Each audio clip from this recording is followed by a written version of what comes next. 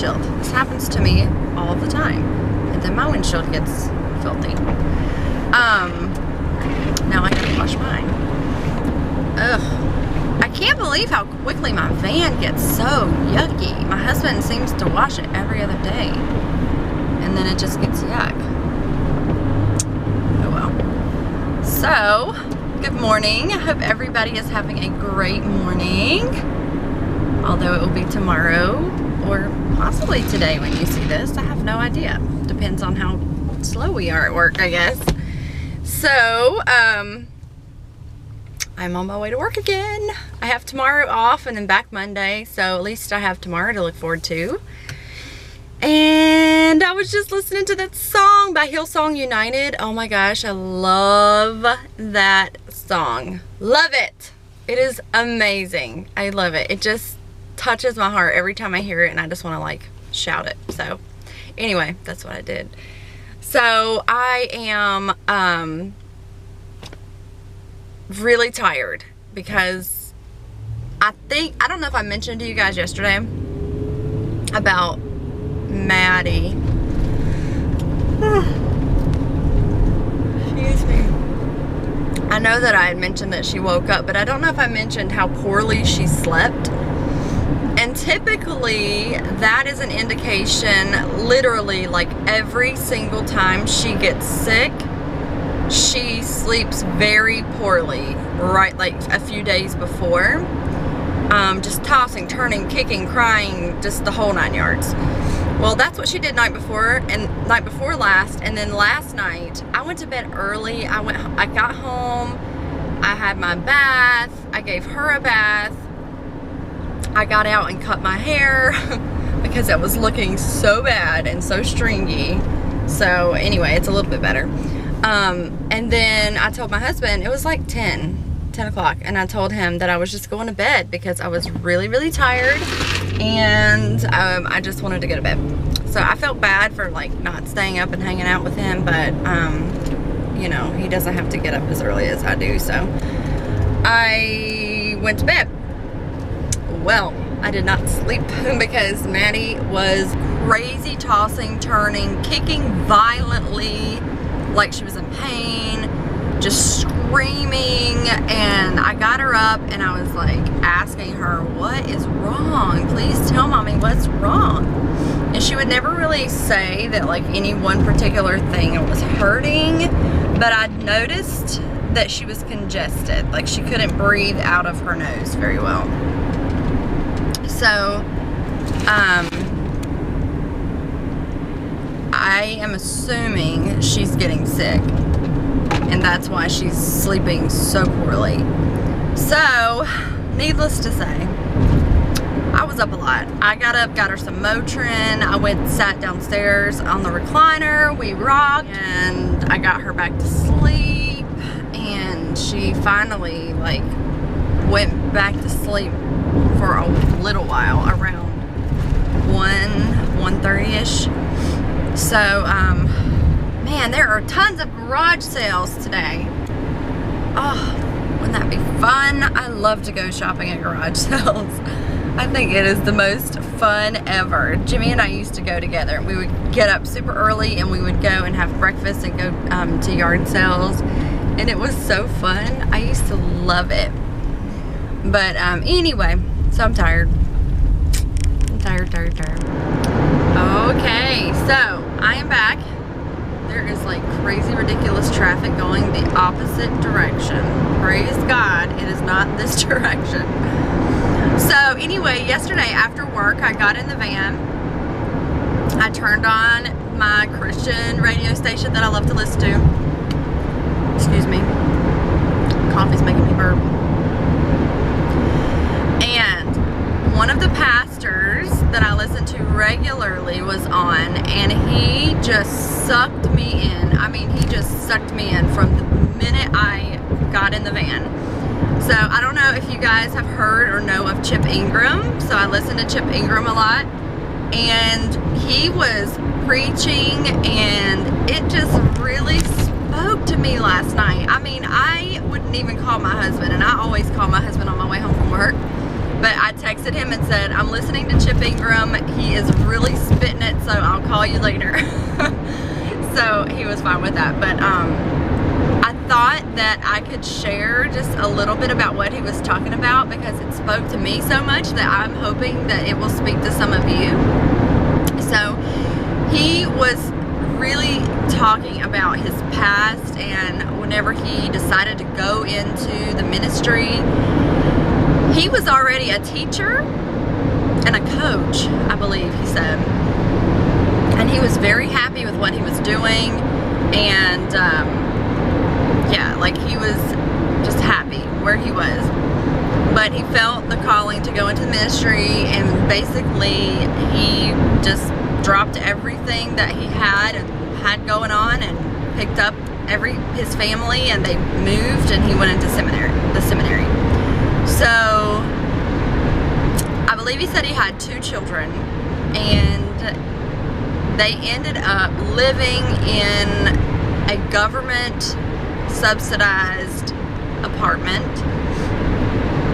They were pretty much unable to buy even the bare necessities. He said that they would live for weeks on just fruits and vegetables that they would go in on with other families for like some type of co-op, and there were many weeks where they wouldn't even eat carbohydrates at all, or meat, no protein or carbohydrates. So anyway, it was a rough, tough time for them, while he was going to school all day long, coming home for 2 hours, and then going into a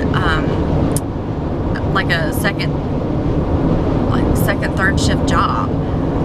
So he said for years he ran off of 4 hours of sleep, and did that, did the seminary, and did you know, working like that.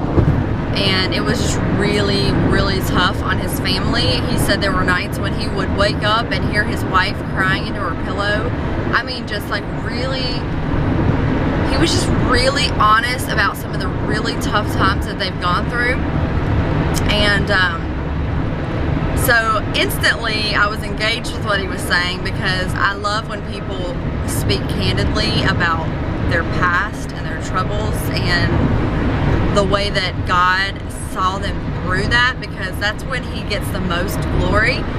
So anyway, let me take a sip. He went through a long story. I will spare you guys the long story, but I did want to show you where he was going with that. So he said that as Christians, we have this false idea, and a lot of times it's subconscious, that we believe once we decide to really sacrifice and obey a calling on our life that God has made for us or called us to, we sort of subconsciously or maybe even consciously believe that everything is going to be perfect from here on out, you know? Like, all right, God, I will do that, but, you know, you're going to reward me for my faithfulness. You know, like, my troubles will be gone. I won't be, you know, in this particular situation. This relationship will be better. My finances will be better. You know, the struggle, the depression, the whatever it may be, you think that by getting in the will of God, that is going to miraculously make your life perfect. And he said that it is absolutely 100% false. He said that nearly 100% of the time, after you obey the calling on your life from the Lord, you are met with, what is the word that he used? Intense opposition. You are met with a period of intense opposition. Whenever you step in line with the will of God, many times and more often than not, you are met with a period of intense opposition. He went on to show that that is almost always the case in the Bible. Even with Jesus, after being baptized, he was faced with 40 days and 40 nights in the desert and being tempted by Satan, and, you know, just the brutality of that was a very trying time in his life, and he was right in the will of God. And sometimes I know for myself, like when we stepped out in faith to homeschool, I thought everything will be perfect now. You know, I'm doing what I know God has called me to do. And then whenever we went through a period of trials after that, you know, and just my husband's work was not going as well as it should have, and, you know, I had taken a cut in pay, and you're thinking to yourself and you're praying to God, I am being obedient to you. Why are you doing this? Why are you allowing these hardships and troubles and all of this to go on? You know, you truly have this sense that, you know, you should be rewarded for your faithfulness. So to hear him say that, you know, it's almost always met with a period of intense opposition, and notice that I did say a period of intense opposition, but it is through that he really tempers us by putting us through the fire. That is where our faith muscles are really strengthened. That's where we learn to trust on God, and that is where he sees really what we're made of. You know, are you really picking up your cross and following me no matter what? You know, are you dying to yourself and choosing me? So it's like, you know, it's just a period of growth, and sometimes you can only grow in that way and in that sense through intense opposition. So he also said that, I'm trying to think, there was several points that just came into my mind and then they just went flying out my ear. So like in my personal life, I mean, I saw that has been always true, it seems like, but oh, this is what I was gonna say. He said that when God comes through and really blesses you and blesses your faithfulness and blesses everything that you've done up to this point, he wants you to know that it is all him. It is all him. It is not of yourself. So with you being in this really trying time that you're in, and you're still in the will of God and you're doing what he's called you to do, he is growing you. He is going to show you how wonderful and mighty and powerful he is, but he is teaching you to rely on him and only him, because in and of yourself, you're not going to make this and make your life what you want it to be. You're not going to. It's going to be from him and his hands only. So whenever that happens, you're going to know that it has to be God. It has to be God, because we can't do it. We can't do it in and of ourselves. No matter what we do, oh, I'm being faithful, I'm going to be rewarded. Oh, me. It doesn't work that way. Our selfish nature says, you know, whenever I do what God is calling me to do, I am going to all of a sudden be able to reach so many people for the Lord, and my family is going to grow up and be these wonderful Christians, and life is just going to be peaceful, and my marriage is going to be better than it's ever been before. And you know, he's saying that is selfish. That is selfish. That is our selfish nature saying that, you know, we know best, and we know, you know, that, or we want to think that we bring about change in our lives.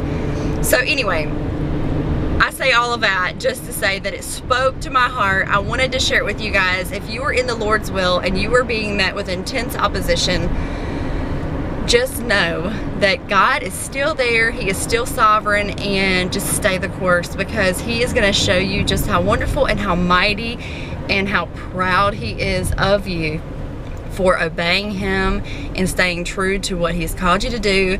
And there will be a fruitful yield at the end of that. And it's just exciting to know what's coming. So anyway, I thought I would share. I hope you guys got some type of encouragement from my drive today. A lot of times I don't post whatever I talk about on my way to work because I feel like it is meaningless. But if I have something that's really on my heart to speak, I really make it a point to get the video up. So I can't wait to share this with you guys, and I will see you guys very soon. Take care. Bye-bye.